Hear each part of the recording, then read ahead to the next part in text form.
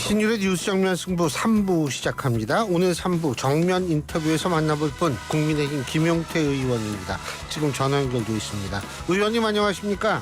네, 안녕하세요. 포천 가평 김용태입니다. 예. 아이고 포천 가평이라고 말씀하시니까 그 포천 가평에 요새 추석 인사하시느라고 바쁘시겠어요. 예, 그렇습니다. 그렇죠. 저 교수님도 시간 되실 때 연휴에 한번 포천 가평으로 한번 놀러 오십시오. 아이 그럼요. 가야죠. 예, 예. 아이 근데요. 예, 예.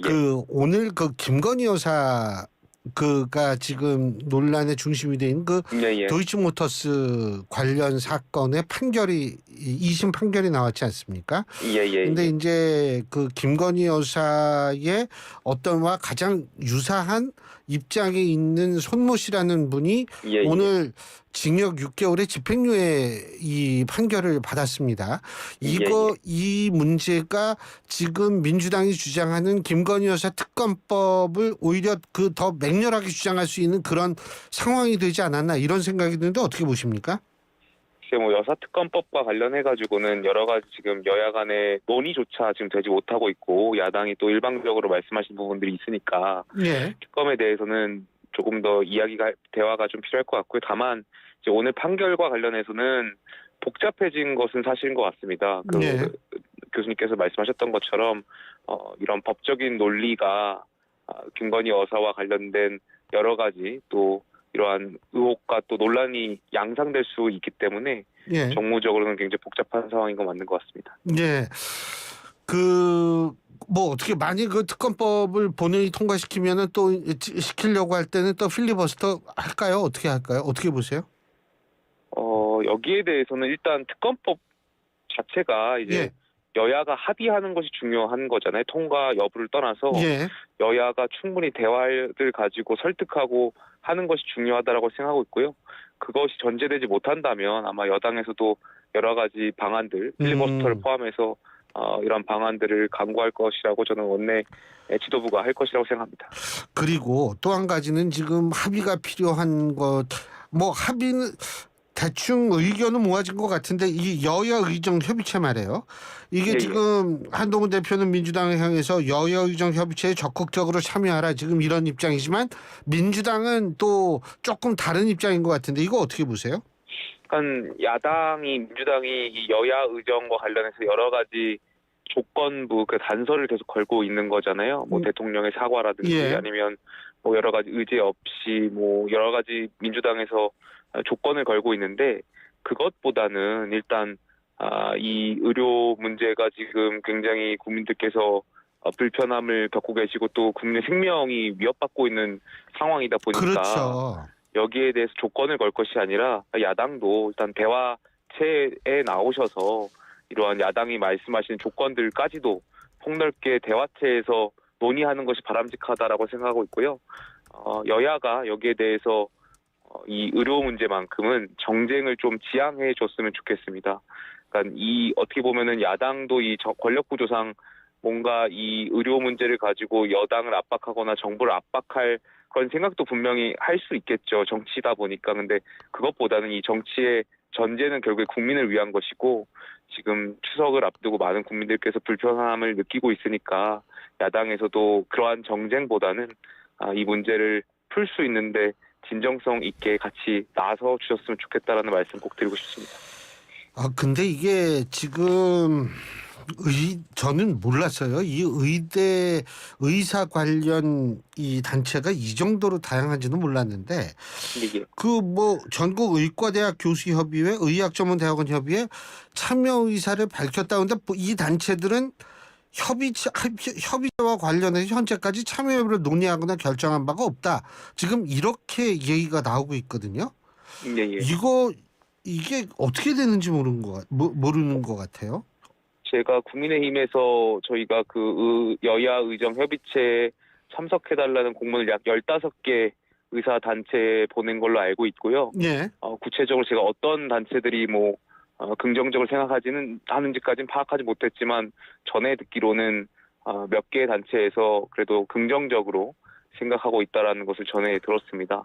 다만 이제 핵심은 의협과 전공의 단체 분들이 참여하는 것이 많은 관심이라든지 이런 것을 불러일으킬 텐데요. 두 단체 분들이 지금 솔직히 감정적인 측면이나 여러 가지 상황에서 여러 가지 대화가 좀 어려워 보이기도 한데 그럼에도 불구하고 대승적으로 좀 결정해 주셔가지고 의사분들도 함께 나오셔서 대화에 임해 주셨으면 좋겠습니다.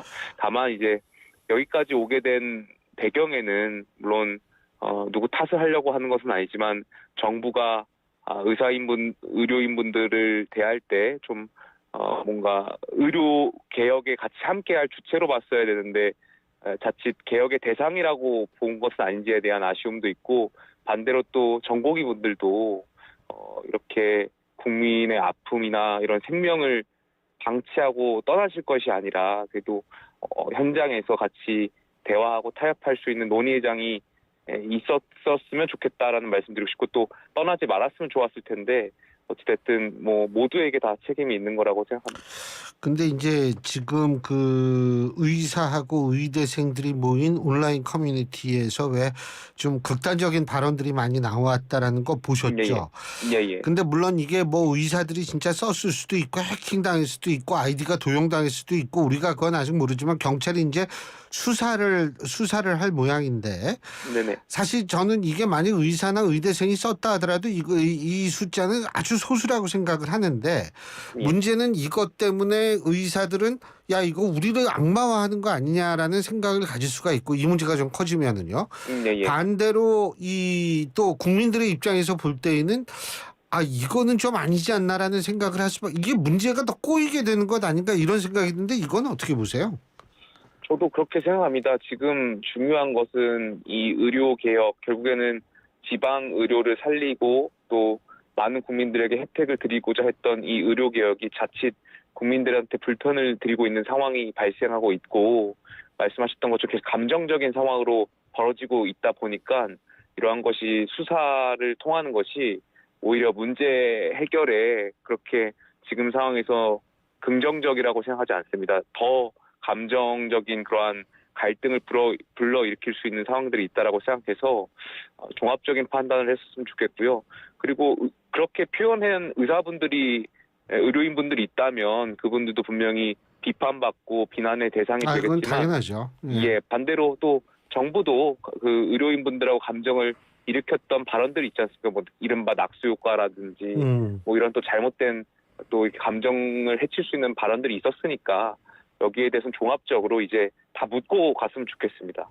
그러니까 정부도 또 의료인분들도 이러한 감정적인 그 과거 했던 발언들 좀 묻고 좀 대국적으로 봤으면 좋겠습니다. 근데 지금 이게 대국적으로 봤으면 좋겠는데 그게 쉽지가 않아 보이니까 이게 문제가 지금 상태로만 계속 유지가 돼서 이게 유지가 된 상태가 계속되어진다면 사실 정권의 입장에서 볼 때도 엄청나게 부담이 될 수밖에 없는 거 아닌가 이런 생각이 들거든요.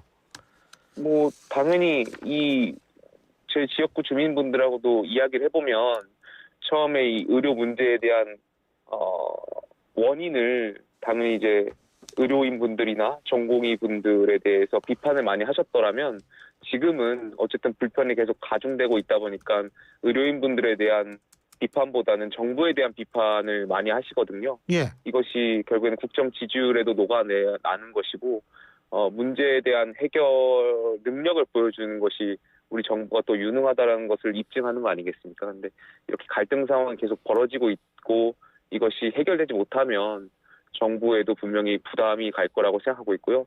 정부에 대한 부담을 떠나서 어쨌든 우리 국민의 생명과 직결되는 문제이니까요. 이거는 하루빨리 해결했으면 좋겠고요. 정부도 또 최근에 그 여야 의정과 관련해서 어쨌든 대통령실과 정부가 좀 유연한 입장을 보여주고 있는 거 아니겠습니까? 그래서 의료인분들이 여야 의정에 참여할 수 있는 명분을 정부와 대통령실에서도 지금 계속 주고 있다라고 보여지고 있고요. 이 과정에서 의료인분들도 그동안 정부에 섭섭하고 감정적인 갈등이 있었겠지만 대화체에 나오셔서 정말 그동안 있었던 일들을 좀 뒤로 하고 앞으로 우리 의료계가 발전하기 위해서 또 이 의료인분들이 그동안 이루지 못했던 수건 과제들이 있지 않습니까? 이 의대 정원을 지원하는 문제뿐만이 아니라 수가 인상 문제라든지 여러 가지 의료인분들이 그동안 누리지 못했던 그러한 과제들이 있지 않습니까? 그래서 그러한 것까지 폭넓게 설정해가지고 이 의료 개혁에 함께 동참해 주셨으면 좋겠다는 말씀 꼭 드리고 싶습니다.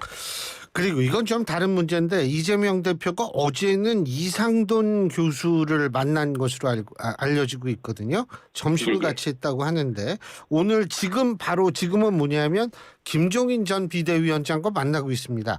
이런 이재명 대표의 행보는 어떻게 평가하십니까?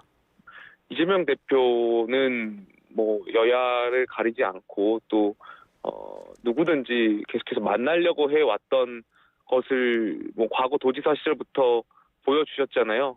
어떻게 보면은 정무적으로 계속 그렇게 접근하고 계신 것 같은데 뭐 야당 대표시니까 누구든지 만나실 수 있다라고 생각합니다. 일각에서는 중도층 겨냥 행보다 뭐 이런 얘기도 하더라고요. 뭐 최근에 뭐 이런 인사들을 만나는 것뿐만이 아니라 금투세 폐지와 관련해서도 여러 가지 입장을 내셨던 걸로 알고 있고 뭐 종부세라든지 세금 관련해서도 발언을 민주당에서 하셨던 걸로 기억하거든요. 이런 것이 종국에는 교수님 말씀하셨던 것처럼 중도층에 대한 그런 입장을 계속 시그널을 보내는 걸라고 생각하고 있고요.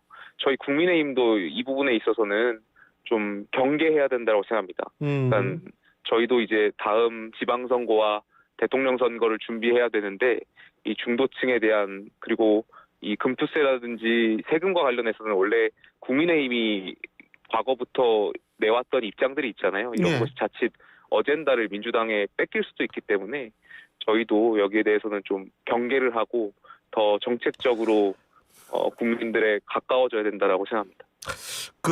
지금 이제 선거 말씀하시니까 10월 16일 날 보궐선거 있지 않습니까? 예, 예. 서울에는 서울시 교육감 선거 보궐선거가 있고 그리고 곡성과 영광일 겁니다. 거기에는 지금 군수 선거가 있고요. 그리고 부산에서도 지금 선거가 있죠. 구청장 선거가 있죠. 예, 예. 자, 이런 선거가 주는 일단 첫째 의미가 뭐라고 생각하세요? 선거는 심판이고 또 재보궐 선거를 통해서 각 여야 대표에 대한 평가를 할 수 있는 기준점이 되니까요. 각 여야 대표들이 내세우고 있는 가치라든지 이런 기준점들이 잘하고 있는지에 대한 중간 점수를 받을 수 있는 곳이라고 생각합니다. 다만 제가 좀 더 중요하게 보는 것은 아무래도 서울시 교육감 선거인 것 같습니다. 이것이 네. 정당 공천제가 아니고 정치적 중립성을 요하는 선거다 보니까 많은 국민들이 여기에 대해서 성향을 가지고 판단하실 텐데 좀 여러 가지를 종합적으로 판단할 수 있는 선거가 서울시 교육감 선거가 되지 않을까 생각하고 있습니다. 근데 지금 교육감 선거에서 진보는 진보대로 보수는 보수 진영대로 단일화가 쉽지가 않은 모양이더라고요. 더군다나 이제 진보 진영에서는 광노현 전 교육감이 또 출마할 생각을 하고 있는 것 같은데 어떻게 보십니까? 예. 아무래도 정당 공천제가 아니다 보니까 정치권에서 직접적으로 나서서 뭔가 교통 정리를 하기가 쉽지 않은 상황이고요. 그러다 보니까 이 후보자분들에 대한 의지가 굉장히 중요하고 또 이러한 단일화에 많은 영향을 미치는 것이 당연한 것 같습니다. 그러다 보니까 아무래도 이런 후보 단일화 과정이 어려운 측면이 있고 재보궐선거 특성상 선거 투표율이 낮은 측면이 있고 그러다 보니까 적극 투표층이 어느 쪽 성향을 가진 적극 투표층이 더 많이 선거하느냐가 영향을 미칠 텐데요.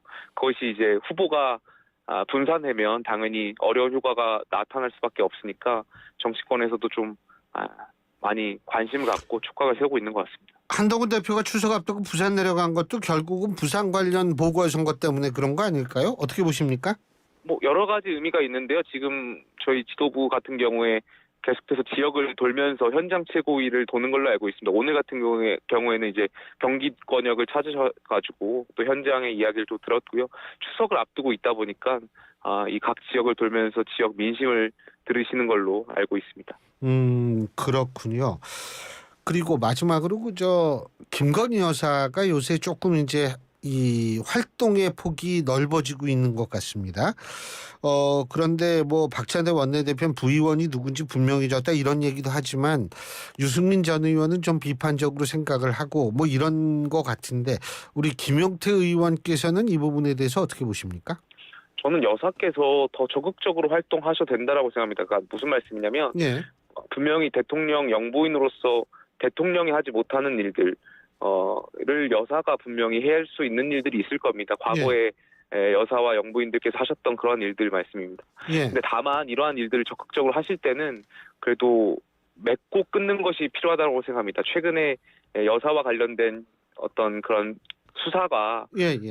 수사 저희 심의위원회에서 그 불기소 권고를 받은 걸로 알고 명품백 있고 관련해서요. 예. 이런 것에 대해서는 뭐 법률적으로는 어쨌든 그런 것이 불기소 처분을 받을 수 있다라고 하더라도 또 정치적인 영역은 다르게 봐야 되는 거 아니겠습니까? 많은 국민들께서 예.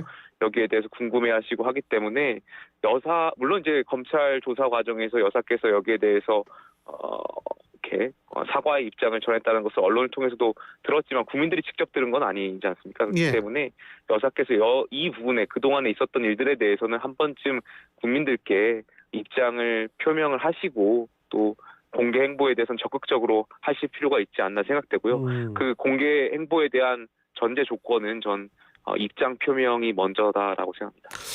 이게 어쨌든 도이치모터스 문제도 이게 좀 더 이 주목을 받을 수 있는 상황이 되지 않나 이런 생각이 드는데 그런 거 종합해 가지고 말씀하신 거겠죠, 그죠? 예, 맞습니다. 예. 알겠습니다. 어쨌든 추석 때 이게 굉장히 시간이 없으실 텐데 또 이렇게 인터뷰해 주셔서 정말 고맙습니다. 그럼에도 불구하고 교수님께서 저희 지역구에 한번 놀러 오신다면 제가 꼭 가야겠습니다. 시간을 내서 잘 그럼요. 모시겠습니다. 알겠습니다. 뭐 모시는 게 감사합니다. 예, 고맙습니다. 예. 예. 지금까지 국민의힘 김용태 의원이었습니다. 골프용품 살 땐